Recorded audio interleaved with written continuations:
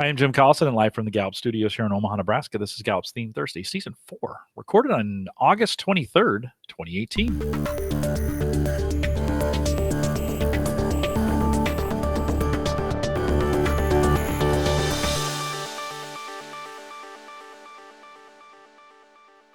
Theme Thursday is a Gallup webcast series that dives deep into the Clifton Strengths themes, one theme at a time, and today's theme is Includer. If you have questions, comments, or contributions during this webcast, we do have a live chat room. It's available for you right below the main video window. If you just take a peek down there, it's available for you. Bottom left-hand corner, it says log in. Choose that. Choose the guest account. You could log in with a variety of social networks. You can do that as well if you want. But choose the guest account, take the guest name out and numbers, put your name in, hit submit, and you can join us in the chat room. As well. Don't forget, if you are listening live, there's some red boxes in the upper right-hand corner of that chat room. If you click on those, it pops the chat room out. You can put that anywhere on your desktop. It also works mobile as well. If you're listening to the recorded version or have questions about strengths coaching solutions, you can send us an email, coaching@gallup.com. Actually, that email is great for any of your questions. Don't forget to visit the Gallup Strengths Center, just gallupstrengthscenter.com. For all your Clifton Strengths coaching resources and training needs, you can also catch this video, as well as all the past ones that we've done. They're available on our coaches blog, our award-winning, I'm going to say, I just made that up, coaches blog. I'll give it an award. Yeah, head over to coaching.gallup.com. Maika Leibbrandt is our host today. She works as a workplace consultant here at Gallup. Maika, always great to be back with you on Theme Thursday, and welcome back. Jim, great to be here. Thanks so much. We are talking Includer today. And a good, no surprise, we have a whole bunch of people out in the chat room, including everybody in on this. Maika, as we think about Includer, give us kind of the basic rundown. Give us the theme description as we get started. Sure. So Includer is a relationship building theme. It's just to give you a brief overview for it. Those with Includer lead with acceptance of others, having an open heart, being slow to judge or to assume, quick to invite. They demonstrate awareness of how other people feel in relationship to that larger whole. So if they feel like they're in the center, they feel like they're on the outside, they feel like they're sort of on the periphery, a desire to make them feel like they're moving closer, that they're feeling like they are joining hands and they really are experiencing the feeling of being a part of something. Our chat room is good, kind of a good metaphor for Includer, because everybody out there doing things together, everybody being able to participate in that. But what other kind of environments, where are they best? What kind of value can they bring? So I think about the value they bring as increasing participation, encouraging engagement across team members, across customers, or even just across partners or between partners. Includer, I think about their role in enhancing any kind of communication effort you might have going, whether it's their own message needing to be understood or a message maybe of somebody else's. It could be a mission or a value or a purpose statement or an employee value proposition. Includer can take a great message and make sure that it is heard throughout a variety of diverse filters, because Includer has that eye for diversity and bringing diversity into sameness. So it's also about creating opportunities for collaboration. You'll hear that in season 1 of Includer when we just talk about what is the theme and how do we fall in love with it. Rick Cook, I think, is our expert on Includer who leads with that. And he talks about, as a project manager, the value that he brings is being able to know and have access to and quickly assimilate to all sorts of different subject matter experts. And that brings a great a collaborative nature that we know collaboration leads to resilience, leads to creativity, leads to engagement, leads to better performance. So it really is about improving the quality of work through diverse opinions, through diverse ideas. I think they also bring an increased level of tolerance and an increased level of acceptance because they themselves are that way. And when you're talking about something as emotional and I would say as important as tolerance and acceptance, that sort of modeling can in and of itself be influencing. Rick and I have worked together since that video in season 1. I didn't know him very well, but since that, 3-4 years ago now, I've worked with Rick a lot with technology and making it easier for people to take our training. And so it's interesting. I see that Includer in him all the time, as he's always thinking about, how do we do more? How do we get it different? How do we make it, for those, he's always thinking along those lines. And so it's been great to see that in him since I saw him on that video. What kind of things for high Includer, what can we be doing more of? What should we be raising our hand? Look for opportunities to make people feel like they're part of a team. That's going to sound a little ridiculous if you have Includer because you're doing it all the time, but look for more times when that is needed. Raise your hand for it. Get involved also with the communication of important initiatives. You can make sure that diverse voices are represented and also that diverse messages are communicated equally effectively. I think about also showing up on every level. So find avenues to the people. It might be through social media, it might be through walking the floor or attending different meetings or interest groups. Maybe it's as simple as eating lunch in a new space. But if you can be where the people are, as I was writing that, I was hearing The Little Mermaid, but you need to be where the people are so that you can vary your interaction with different groups of people. And so then what kind of environments set us up best for success? You're going to be most comfortable if you feel like other people are also open to diversity and are inclusive and open. You will be most at home where there is a celebration of people, an understanding or an invitation for diversity.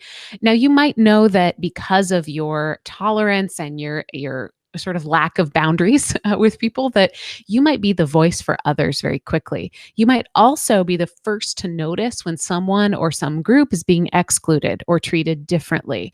Now, rather than taking offense to that, use that early awareness to be the nudge that others might need in order to understand how we can all benefit from more openness or from maybe some slight tweaks in behavior that would make everybody feel more comfortable.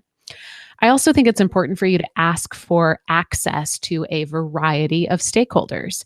When you think about stakeholders, you might think about people who are standing behind a project or who have an interest in a project. You might even think about students or future employees or customers or team members. But if you need to make a decision about a project, you're going to be a lot more confident about that decision if you can first either wrap your arms or your brain around all the various sort of people variables. You're going to speak, it's a relationship building theme. You're going to speak the language and understand the language of human beings and about the connections between them. So make sure that you set yourself up to first understand the variables of how things might be different, might be heard different, might be seen as different, and then spend some time with those different players.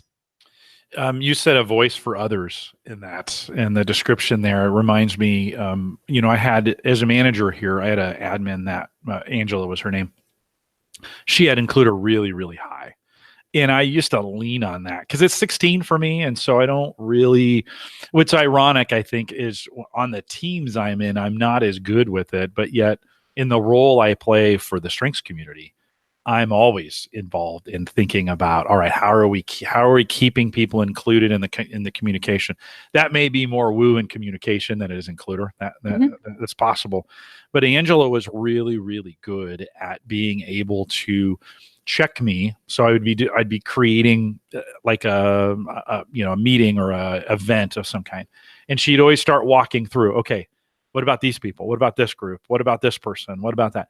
And it was just really, really helpful to have that partnership for me to think through that it's more than just because I'm very event driven. The high arranger for me is really good at thinking about events and the number of events, but I often don't think about who I'm inviting to those events. And so having that second set of eyes to kind of ask me those questions, the accountability of that, to say, hey, what about these others, and standing up for those. I think in its real strong form, it may be that social aspect of standing up for others as well. Hey, these groups are not being represented. I think that's a possibility. Absolutely. I think Includer can filter through not just in being the first person on the playground to go grab the outsider kid's hand. It's also sort of cerebral. I think Includer can be, how can we think about groups or individuals who either aren't being represented here or who might need some special accommodations in order to feel like they are a part of this. And again, the goal with Includer isn't diversity. It isn't to change things or come up with as many different ways that we can do it. It's not woo. It's not to make people like you. It is to make people feel included. It's that bringing togetherness aspect. And I think we'll talk about this later, but a lot of what Includer does that I believe helps me distinguish it from 33 other themes is it's seeing commonality within diversity, being able to say, let's start from this place where we all have something in common. I'll never forget, I was at show choir camp in high school, and one of the breakout sessions was about diversity.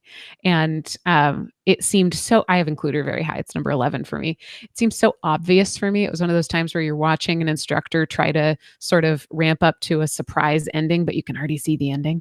I also have strategic, so it might have been why I was there. But they asked, hey, what makes you different or what makes you the same? And at the end of it, I mean, we're a bunch of show choir kids in the Midwest. There was not a whole lot visually that made us look a whole lot different. But, I think we were able to say, well, I'm from a small town, or I grew up with, a single parent, or I only really like animated novels instead of written word. There's always something that you can find that makes you different. What Includer can do is start from that space of saying, to make people feel like they're a part of something. That ownership then translates to better products, to engaged people, to I think improved quality. Okay. It reminds me, our church just put in a new room it's called I Fit, and it's a separate room. It's quieter. It's got opportunity. You can still participate, but for students or even for adults that have special needs in an area where they can't, where the auditorium may be overwhelming, or maybe just too much noise or too loud or too many sensory, too much sensory things going on. And I thought, wow, what a great Includer. Like wow. As they talked about this room, I thought, what? Oh, okay, that makes sense. It wouldn't have been, for me, it wouldn't have not have been a natural conclusion to think about, hey, we need to create a room for, and so I think that's really a great Includer exercise, is to, for me, again, didn't naturally think about it. It wasn't one of those things. I was like, oh, that's a great idea. But I love that. I love that there's someone out there, or there's people out there who are thinking about other people in what they need. Maika, what do we need to worry less about? What are we not, if we haven't? We lost Maika there. Let's bring her back in. Hey, sorry about that. You must have dropped while I was talking. Well, let's go right into what I can worry less about. Yeah. So I think if you've got high Includer, worry less about being part of a single as in like singular, or a well-defined group. A nicer way to say that is a clique. You're going to have authentic and meaningful relationships, but they're not probably going to be the kind that have rigid boundaries. You're probably not going to be the type of person who has a single inner circle. Now, often we talk about Includers as being able to expand that circle wider. And sometimes I wonder if that's just because Includers don't even see the circle. If it's just this open, accepting idea that, hey, we're all in this together. We're all a part of it. And I want everyone else to also feel like they're a part of it. Jim, before we go any further into working with Includer, I'm seeing a lot of questions in the chat room about do Includers, do they feel like they are excluded? And I think that goes back a little bit to something we were talking about on what to ask for. We'll also talk about this in the difference of, how are you using this natural talent? But because of your high Includer, you're aware of exclusion before other people are. Just like people with high restorative know what's going to be broken before it even breaks. Or people with high communication can seek out stories that just aren't told right? It's because you're paying attention to that. That's where your inroad is. Your radar is constantly on for opportunities to include. So I think that it's a question of being able to harness that power and curate an environment that works for you. So the answer is yes, your Includers might be quicker to know when they themselves are excluded, but they're also probably the first to know when there's an opportunity to include somebody else. As we dive into that working with Includer section, Megan had asked this question: would Includers also be good at delegating? And I'm not sure. I don't know. What do you, when you think about that? Do they make delegators, or they make good delegators, or what do you think, Maika? I think delegation is a management skill, and that it can be the target.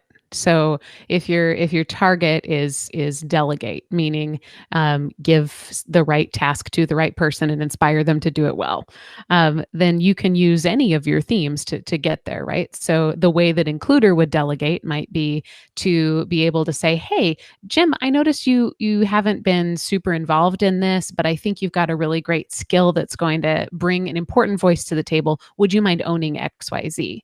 Versus somebody with, let's say, focus would say, Maika, you need to do this task. I think you're going to love it because here's what you bring to the table. And here's exactly what success looks like.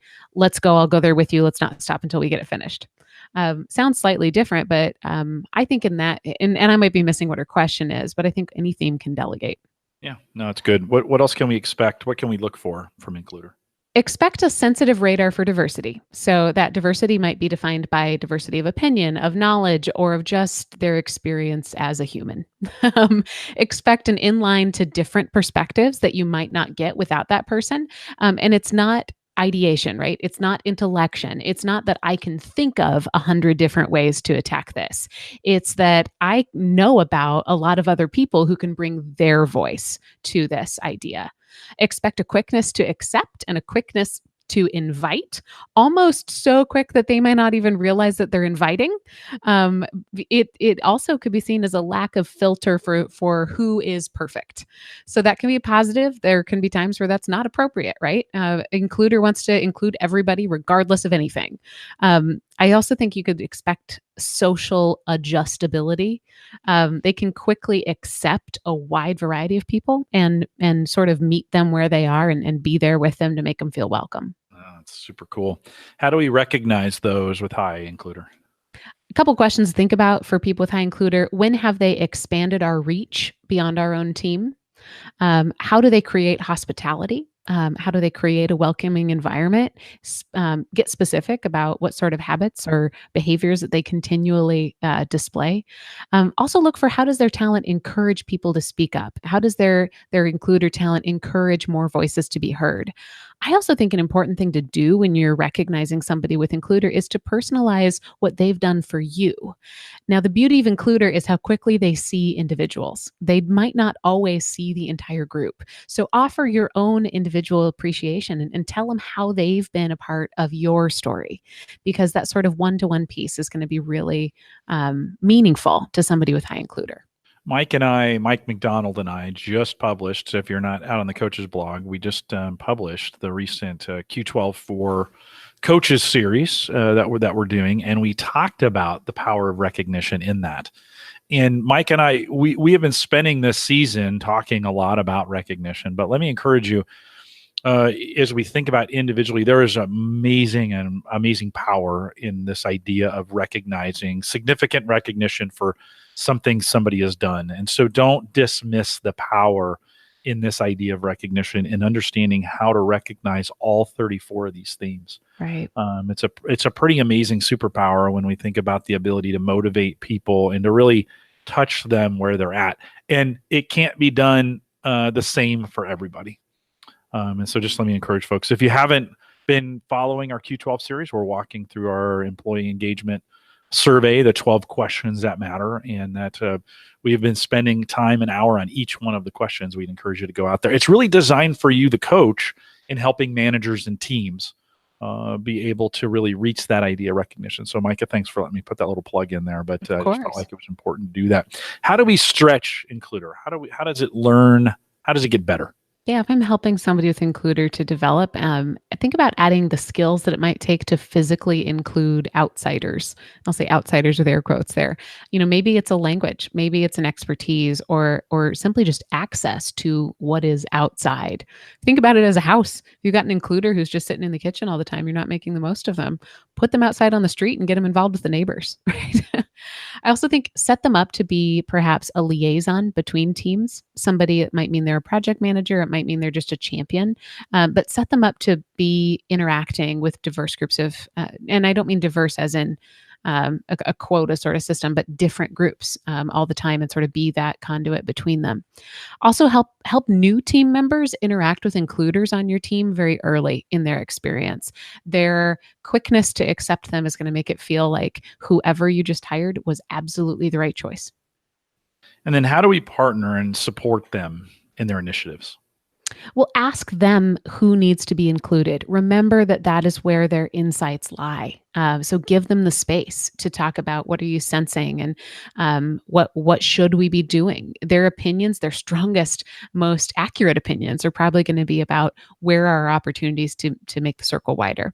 Also, help clarify the social goals that you might have. Now, if you're sitting there thinking, I don't have social goals, let me tell you, there's always a social goal. Even if you're just moving a cog in a wheel, how is that going to affect somebody else? So just consider, what are the people goals? Are we going for number of followers? More customers, specific customers? Is there a targeted audience that we really want to reach? How do we want people to feel when we're finished with this project that we're taking on? Making sure that you're very clear about that is going to help that person with Includer not just say, open the floodgates, bring in everyone, but let me use this welcoming, tolerant, positive attitude to bring the right people in at the right time. That there might be a time to not include everybody, because when you include people, it comes with a level of complexity. And I was speaking with my own boss this week, who said, it's pretty important for us to get these moments to check in with smaller groups of people, because when we get a conference call with 25 people on it, nobody feels included, right? So you can be a great partner, I think, to somebody with Includer by gently helping them know when things have gotten too big or a little bit too complex. Maika, we've been spending the season thinking about these dominant theme challenge and the lesser theme challenge. I'm always interested, I'm always amazed at how many people have trouble finding these challenges that we do. I feel like I over communicate at times, but it's always a good reminder you can't over communicate. So let me just say, we post them to Instagram. So if you're on Instagram, you can follow @StrengthsTalk there. Maika posts them there. We always post them to the coaches blog. So if you go to coaching.gallup.com and go to the post, there's search there. There's like 15 different ways to find our posts now. There was some questions in the chat room right now about how do I find the Q12 for Coaching series that I just mentioned. It's always, every single time, it's always available. Actually, you're on the site right now if you're watching us live. Coaching.gallup.com. If you click the little blog tab up there, you can go up there. There's the topics section, which will help you find things. You can search for it. There's all kinds of different ways to get to these things. But we always put it in the post. We like to discuss it in our Facebook group. So go to facebook.com/groups/called2coach. That's where we try to have these conversations. Maika, there was a call out. Somebody called us out this week. They were like, hey, you say that, but then nobody talks about it on Facebook. Oh, a couple of weeks ago, I kind of called everybody out and said, hey, are you guys actually doing these things? We have 11,000 people in that Facebook group. And no, I don't think we get as much conversation out there about it as I'd like to see. So head out to the Facebook group on these challenges. We'd love to hear about how well is it going? What are you doing? Those kinds of things. But hey, Maika, inside baseball. yeah. I just stole the password to the Instagram account, Clifton Strengths. So I'm also posting these on Clifton Strengths. I'm behind. So today is Includers 21 of 34. So if you follow Clifton Strengths, you'll see all of them there as well. It's right. me. It's a takeover. It's takeover on the Instagram account for Gallup, is that? For now. Yeah, we're going to call it a takeover. Oh, so more than just a short takeover. We don't know. We'll see what happens. All right. Sounds good. You can use your Includer on that. All right. How about the dominant theme challenge? Yeah, if you've got Includer High, I've got 3 challenges for you. I want you to pick one and let us know how it goes, or try all 3. But most importantly, focus and try this, right? Each one of them should take you no more than 5 minutes a day. Number 1, help people's opinions be heard in a group setting. So next time you're in a group, ask one more person how they feel. Ask them out loud. So you're going to have to pick the person who's okay sharing that out loud, but elicit one more opinion in a group. Number 2, name commonalities. This is one that you'll do reflectively on your own. I want you to identify 3 groups that you consider yourself a part of. And for each group, name what all those members share in common. Number 3, promote the value of someone.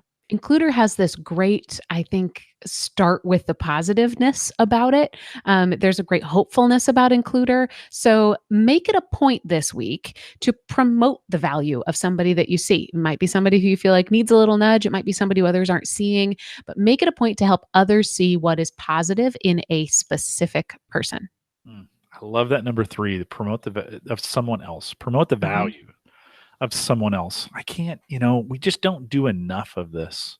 If you want a real challenge, I mean, this is about Includer, but if you want a real challenge, do it for somebody you're really close to, right? Promote your partner. Think about, how do you talk positively about what somebody brings to the table to somebody else? In many ways, that's the best value that we can give each other. Yeah. What about the lesser theme challenge? If we don't have it, this is going to be the challenge for me. What do we need to do? Yeah, if you don't have Includer, you might want to think about how you gather input from other people. So 2 challenges for you on the lesser themes. Number 1, we're going to call start with same. You will likely widen your circle through commonality rather than through diversity. So join a group, either online or in person, that shares a common interest but includes people you don't know. So start with what's already there. You're right. Follow what you do really well. Join a group. Number 2, names matter. You probably don't exclude people on purpose, right? Having low includer doesn't make you have high excluder, but it might mean that you might not proactively go out of your way to include people. So this week's challenge, if you have it as a lesser theme, I want you to try calling each person you see at work by their first name or by their preferred name, right? So when you see somebody in the hallway this week, use their name. Pretty simple way that's going to, I think, build not that natural ability to be an includer, but it's a great skill or knowledge that's going to help other people feel like they're seen and like they're included. It's pretty amazing when you can just do that name, the name they prefer. Good morning, Maika. Yeah, Jim, it really is amazing when you use people's names. It's a little annoying on a podcast when you keep saying the person's name, but it's funny. If you listen to the Q12 series, Mike says my name a lot. Because he's making it very personal. So he say, hey, and then Jim, and that's not what we're talking about. We're actually talking about really meaningful conversations when you recognize someone by the name. Calling them the name. That was really important to Don Clifton, by the way. He spends a lot of time talking about that in his old videos, and it was a really important part of a recognition system of kind of in his video, the theory of the dipper in the bucket. He spends a whole section talking about that, and it was really, really important to him. And so it is one of those things. I am terrible at that, by the way. And so I have to come up with all kinds of systems to help me make sure I do that, because just because I'm terrible at it doesn't mean I can't and shouldn't do it in the situations I'm in. And systems can help, right? I would say 2 of the most important things I learned in college were both from the same class. One of them was always start and end a meeting on time. So we'll be done here very shortly. Number 2 was you can learn people's names. It's not an ingrained talent that you either have or you don't have. You can figure it out. Yeah, sometimes you have to compensate, and in my case, I used to use Angela to help compensate for me. She used to fill in those gaps nicely. Laura said in the chat room, I'm adding these challenges to my calendar, so I'll actually do using them. Systems. Copy and paste the appointment as on the go. A lot of these digital assistants now, you can set a reminder. And so I think on Windows, for many of us, then if you run in Windows 10, they have a digital assistant called Cortana. And you can go in there and say, set a reminder that every day at this time, remind me of this. Not just to do something, but you could copy and paste those reminders in and tell Cortana every day at 10 o'clock, remind me of this. Between this day and this day, whatever. You can set a whole bunch of different ways to do it. But I love that idea of setting a reminder to help you kind of think through it, and to be able to either the dominant or the lesser theme challenge. We want you to participate in those as well. Maika, any final thoughts in Includer as we kind of wrap it and go into the post show? I just think it's such a beautiful theme, and we've talked quite a bit today about, I think, some real specific things that you can do if you have high includer. We also touched on, some things you might be sensitive to that might, prevent you from being effective. But, at the end of the day, with all 34 of these, especially in our current season, what we're talking about is how do you take this natural pattern of how you think, how you feel, and you behave, and use it on purpose. What we're really studying when we're studying Clifton Strengths is success. So go out there and hug an includer. They'll love it. Go out and hug an includer, or just anybody. That would be okay. Go hug people. That'd be okay as well. That is how we get the reputation of just being soft when we talk about strengths. It's because Mike and Jim think hugs are good. Go out. They are good. They're super good. They're good for you too. Just a reminder, post show, if you're around here, if you could come out and join us for the live show, the post show, as we've been trying to shorten things up during this season, and then we cover some of your questions in the post show. You can only get the post show if you stay around for the live show. Join us if you want to stay up to date on all the webcasts that we do. You can go to Gallup.eventbrite, and that's Brite. That's how that's spelled, eventbrite.com. And you can actually follow it out there now and get notifications every time we post something new. So no excuses not to be here. If you can't make it, we record everything for you as well. I'll talk about that here in just a second. We'll remind everyone to take full advantages of all the resources we have available at the Gallup Strengths Center, just gallupstrengthscenter.com. Send us your questions or comments. If you'd like to be a guest blogger, we'll consider that as well. We're looking for an original blog, 400 to 600 words. Something that hasn't been posted somewhere else and you won't post somewhere else, send it to us, coaching@gallup.com. Put guest blogger in the subject line, and that will go up for consideration. We can't take them all, but we'll take those that we can. You can also catch the recorded audio and video of this program, as well as all the past ones that we've done. It's available for you on our coaches blog. I'm surprised how many people don't know all the resources that are there. Head out to coaching.gallup.com. Schedule 30 minutes to kind of peruse it. There's a lot of information there, and I think people are missing. Here's my includer, right? I think people are missing all the opportunities. A lot of the questions that I get can just be answered right up. In fact, they're on the coaches blog because I get those questions all the time. So spend some time getting to know that site. If you're interested in becoming a Gallup Certified Strengths Coach, you can see a list of all our courses that lead to certification, and even some that don't have certifications, but would be some great training that's available for you. Head out to our courses page, courses.gallup.com. And or you can send us an email at that coaching@gallup.com. We'll get right back to you on it as well. Join the Facebook page. I mentioned that a little bit earlier. That's facebook.com/groups/called-to-coach. And we'd love to hear your feedback and your comments and your interactions with each other as well. I want to thank you for joining us for Theme Thursday. We'll move into the post show. We don't start the post show until we hear the post show in the chat room. Thanks for coming out today. With that, we'll say goodbye, everybody.